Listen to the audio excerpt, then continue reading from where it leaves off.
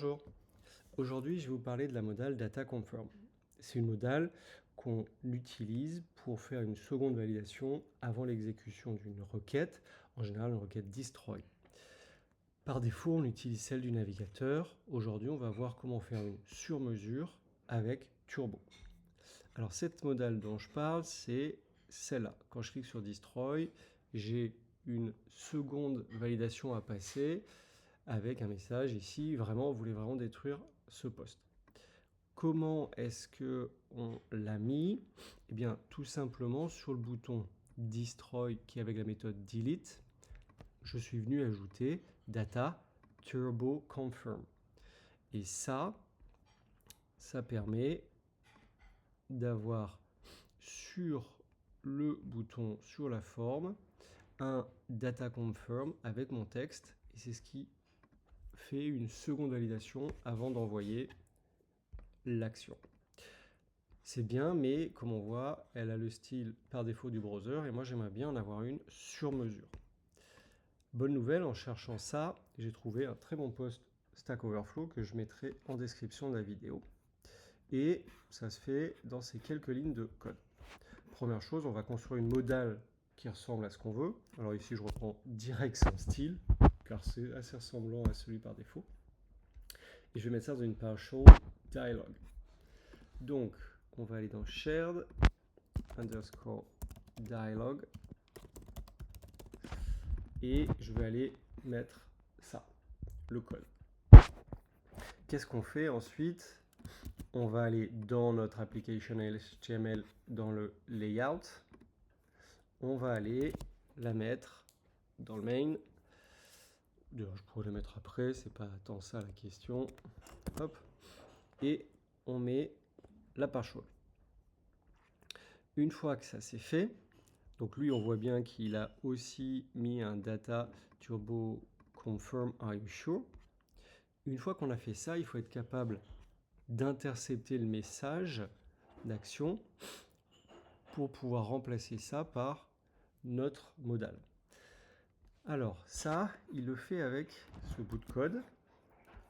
Je vais le coller et je vais le commenter. Tout d'abord, qu'est-ce qui se passe? On a un turbo.setConfirm method.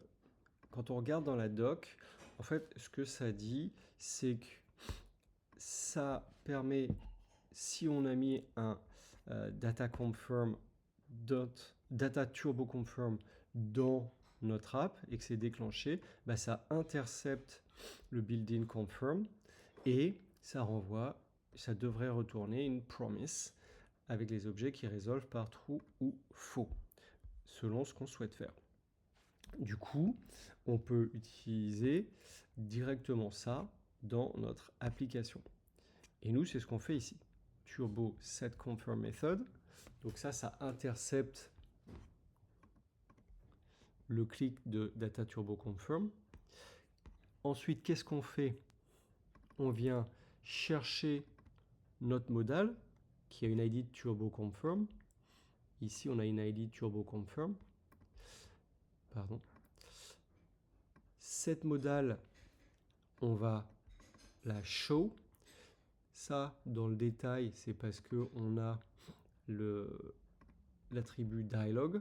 Je ne vais pas forcément entrer dans le détail, mais en gros, ici, ces deux lignes, ça permet, je récupère la modale et je la montre.